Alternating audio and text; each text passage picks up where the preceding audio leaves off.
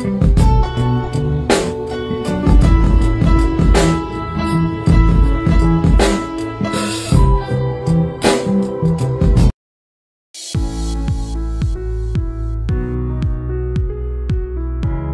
warahmatullahi wabarakatuh.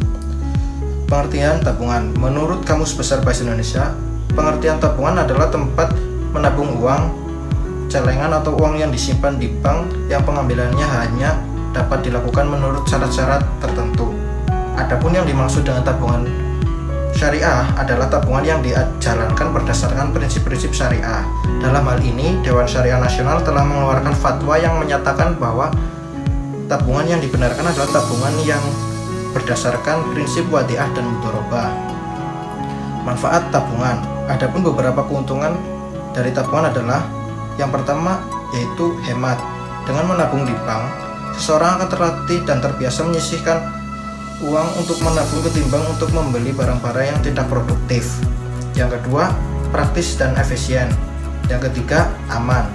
Yang terakhir, pengelolaan keuangan jadi lebih terencana dan teratur. Jenis-jenis tabungan. Tabungan terbagi menjadi beberapa jenis, diantaranya yaitu tabungan konvensional. Tabungan konvensional merupakan salah satu produk simpanan yang paling umum dan paling sering dimiliki oleh masyarakat. Yang kedua, tabungan berjangka. Sistem tabungan ini adalah mendebit sejumlah dana yang ditentukan setiap bulan dalam jangka waktu tertentu. Yang ketiga yaitu tabungan anak. Tabungan ini memiliki fungsi yang hampir sama seperti tabungan biasa. Yang keempat, tabungan mata uang asing. Produk ini sering dijumpai di perbankan yang secara umum disebut dengan valuta asing. Yang kelima yaitu tabungan haji. Produk simpanan ini umumnya dimiliki oleh orang-orang yang memiliki tujuan untuk menunaikan ibadah haji dalam beberapa tahun mendatang. Yang keenam, tabungan giro. Produk ini lebih dikenal sebagai produk simpanan bisnis karena produk ini sering digunakan oleh pengusaha dengan atas nama perusahaan ataupun perorangan. Yang terakhir yaitu deposito. Deposito merupakan produk simpanan yang memiliki tenggat waktu tertentu mulai dari 1 bulan, 3 bulan, 6 bulan hingga 24 bulan untuk dapat dicairkan oleh nasabah tertentu. Pengertian investasi. Investasi bisa didefinisikan sebagai komitmen sejumlah uang atau sumber daya lainnya yang dilakukan saat ini dengan harapan memperoleh manfaat di kemudian hari. Dalam tataran praktek, investasi biasanya dikaitkan dengan berbagai aktivitas yang terkait dengan penanaman uang pada berbagai macam alternatif aset baik yang tergolong sebagai aset real seperti tanah, emas, properti, ataupun yang berbentuk aset finansial. Misalnya, berbagai bentuk surat berharga seperti saham, obligasi, ataupun reksadana. Bagi investor yang lebih pintar dan lebih berani menanggung resiko, aktivitas investasi yang mereka lakukan juga bisa mencakup investasi pada aset-aset finansial yang lebih beresiko lainnya. Pihak-pihak yang melakukan kegiatan investasi biasanya disebut investor.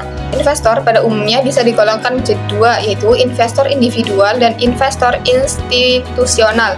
Investor individual terdiri dari individu-individu yang melakukan aktivitas investasi. Misalnya, si Basir yang menginvestasikan dananya dalam bentuk saham akan disebut sebagai investor individual. Sedangkan investor institusional biasanya terdiri dari perusahaan-perusahaan asuransi, lembaga penyimpanan dana atau bank dan lembaga simpan pinjam, lembaga dana pensiun maupun perusahaan investasi. Lembaga seperti ini biasanya mengumpulkan uang dari para anggotanya atau nasabahnya dan selanjutnya menggunakan uang tersebut sebagai modal untuk investasi pada reksadana tertentu ataupun bisa juga dibelikan saham atau obligasi. Selanjutnya ada manfaat investasi. Manfaat investasi merupakan apa yang investor dapatkan dari investasinya, yaitu potensi untuk memberikan pendapatan yang stabil dan meningkatkan aset, serta memberikan pendapatan jangka panjang bagi penanam modal. Manfaat berinvestasi bisa diamati dari bagian penanam modal atau yang membeli surat berharga, serta bagian emiten atau yang menerbitkan surat berharga deposito. Dari Dari bagian penanam modal, kenaikan pemodalan finansial aset terdapat 5 guna dalam pemodalan yang perlu dikenal selaku calon penanam modal, antara lain 1. Kemampuan pemasukan waktu jauh, 2. Melebihi inflasi, 3. Membagikan pemasukan senantiasa, 4. Dapat membiasakan dengan pergantian keinginan, dan kelima, dapat mendanakan cocok dengan kondisi finansial. Konsep dasar investasi. Yang pertama, bunga jemuk. Bunga jemuk berarti pendapatan yang diperoleh dari investasi. Misalnya, keuntungan reksadana pasar uang akan ditambah ke modal awal. Penambahan ini pada gilirannya akan menghasilkan lebih banyak pendapatan di masa depan. Yang kedua, ada resiko. Merupakan bagian tak terpisahkan dari investasi. Ketika berinvestasi, selalu menghadapi kemungkinan kehilangan sebagian atau seluruh modal yang diinvestasikan. Resiko dapat berasal dari berbagai faktor seperti fluktuasi pasar, kestabilan politik, atau performa perusahaan tertentu. Yang ketiga ada diversifikasi, adalah strategi yang melibatkan penyebaran investasi ke berbagai jenis aset atau sektor yang berbeda. Dengan diversifikasi mengurangi resiko konsentrasi pada satu investasi tunggal jika mengalokasikan seluruh modal pada satu saham atau sektor yang sama. Resiko kehilangan seluruh investasi. Yang terakhir ada dollar cost averaging. Konsep terakhir yang perlu dipahami adalah dollar cost averaging atau DCA. Ini merupakan strategi investasi yang dimana secara teratur menginvestasikan jumlah yang tetap pada interval waktu yang konsisten tanpa memperhatikan harga saham atau kondisi pasar pada saat itu. Selanjutnya ada perhitungan nilai sekarang dan keputusan investasi. Yang pertama, nilai sekarang. Present value merupakan nilai saat ini pada proyeksi uang kas masuk bersih di masa mendatang.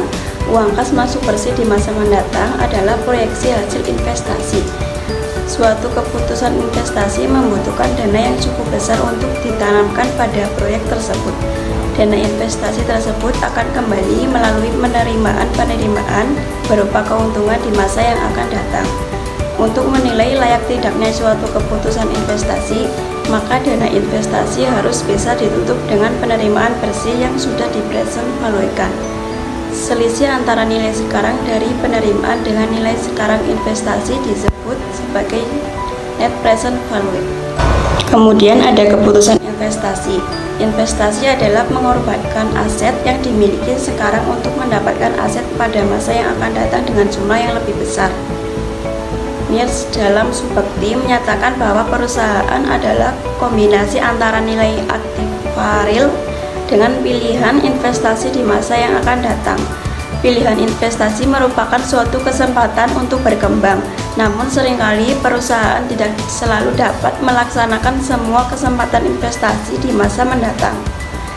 Bagi perusahaan yang tidak dapat menggunakan kesempatan investasi tersebut, akan mengalami pengeluaran yang lebih tinggi dibanding dengan nilai kesempatan yang hilang. Materi selanjutnya ada keputusan melakukan investasi agregat. Berikut adalah penjelasan mendalam mengenai keputusan investasi agregat. Pengertian investasi agregat. Investasi agregat adalah bagian dari permintaan agregat yang mencakup pengeluaran untuk barang modal seperti mesin, peralatan, dan infrastruktur. Investasi ini tidak hanya berkontribusi pada peningkatan kapasitas produksi, tetapi juga mempengaruhi lapangan kerja dan pendapatan masyarakat. Selanjutnya ada faktor-faktor yang mempengaruhi keputusan investasi agregat. Yang pertama ada kebijakan pemerintah. Kebijakan fiskal dan moneter, pemerintah sangat mempengaruhi keputusan investasi. Misalnya pengurangan pajak untuk perusahaan dapat mendorong mereka untuk melakukan lebih banyak investasi. Sebaliknya, peningkatan pajak atau regulasi yang ketat dapat menghambat keputusan investasi. Oleh karena itu, konsistensi dalam kebijakan sangat penting untuk menciptakan iklim investasi yang stabil. Yang kedua ada kondisi ekonomi makro, pertumbuhan produk domestik bruto atau PDB, dan tingkat inflasi adalah indikator penting bagi investor. Ketika PDB tumbuh, perusahaan cenderung lebih optimis dan bersedia berinvestasi lebih banyak. Namun dalam kondisi resesi atau inflasi tinggi, perusahaan mungkin menunda atau mengurangi investasi karena ketidakpastian mengenai permintaan masa depan. Yang ketiga, biaya pendanaan. Tingkat suku bunga mempengaruhi biaya pinjaman bagi perusahaan. Ketika suku bunga rendah, biaya pinjaman menjadi lebih terjangkau, mendorong perusahaan untuk melakukan investasi baru. Sebaliknya, suku bunga tinggi dapat mengurangi insentif untuk berinvestasi. Kemudian ada dampak keputusan investasi agregat. Yang pertama, pertumbuhan ekonomi. Investasi agregat berkontribusi langsung terhadap pertumbuhan ekonomi dengan meningkatkan kapasitas produksi dan menciptakan lapangan kerja baru. Ketika perusahaan berinvestasi dalam mesin dan teknologi baru, produktivitas meningkat, yang pada gilirannya dapat meningkatkan output nasional. Yang kedua, stabilitas ekonomi. Investasi yang konsisten dapat membantu menjaga stabilitas ekonomi dengan menciptakan lapangan kerja dan meningkatkan pendapatan masyarakat. Hal ini juga dapat mengurangi tingkat pengangguran dan meningkatkan daya beli masyarakat. Yang ketiga, inflasi. Investasi agregat juga dapat mempengaruhi tingkat inflasi. Jika investasi meningkat secara signifikan tanpa diimbangi dengan peningkatan permintaan agregat, hal ini dapat menyebabkan penurunan harga barang dan jasa. Namun, jika permintaan melebihi penawaran akibat investasi yang besar, maka inflasi bisa meningkat. Selanjutnya ada faktor penentu investasi. Yang pertama, kondisi ekonomi makro. Dalam kondisi ekonomi makro terbagi menjadi 3 bagian, yaitu pertumbuhan ekonomi. Pertumbuhan ekonomi yang stabil dan positif seringkali menjadi indikator utama bagi investor. Ketika ekonomi tumbuh, permintaan barang dan jasa meningkat, yang mendorong perusahaan untuk berinvestasi dalam kapasitas produksi baru. Sebaliknya, dalam kondisi resesi, investor cenderung menunda investasi karena ketidakpastian mengenai permintaan di masa depan. Lalu yang kedua ada inflasi. Tingkat inflasi yang tinggi dapat merugikan investasi karena mengurangi daya beli masyarakat dan menciptakan ketidakpastian.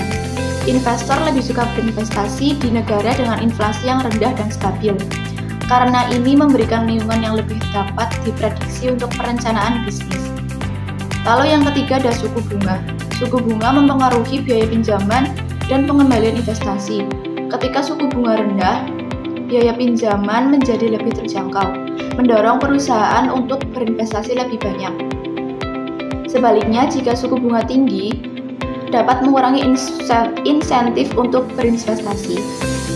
Lalu yang kedua ada kebijakan pemerintah.